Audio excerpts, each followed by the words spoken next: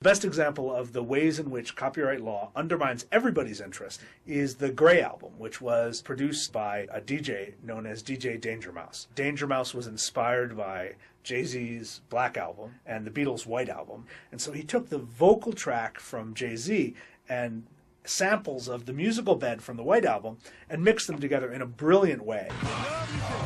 Ultimately, it was probably the most successful album of 2005. If it had actually been sold, it might have been the biggest hit of the year.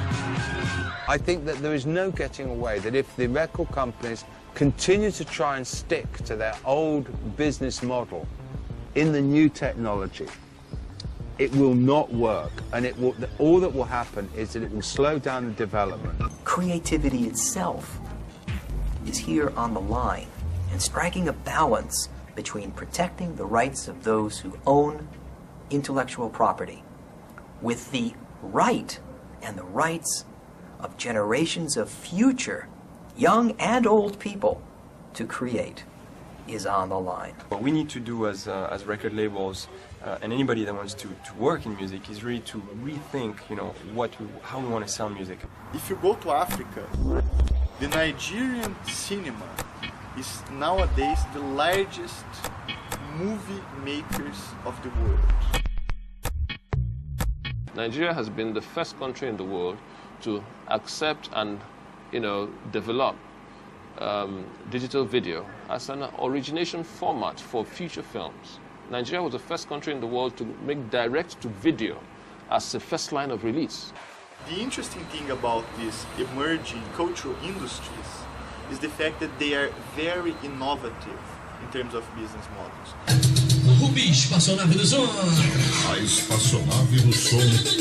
In the north of Brazil, you have, for instance, the Tecnobrega movement. Cyber DJ Beto Metrabras.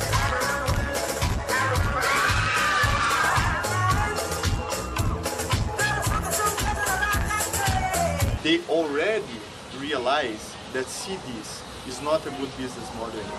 CDs are merely an advertisement. They organize the parties in the weekend, and then you have 5,000 people going to your parties. And when they do that, then you make money. I think the culture has changed. In the 60s, 70s, 80s, it was very much an individualistic kind of approach. And with the explosion of the internet, there's been a culture of, it's like a mixtape culture, really, where you borrow from that, you borrow from here, you make a mashup on video, you post it on YouTube. Everybody becomes a creator by taking pieces here and there from other people. I think there's absolutely no question that there's a risk that copyright will just atrophy and die. No one will enforce it. We've got to think about it in an incredibly radical way so that it makes sense.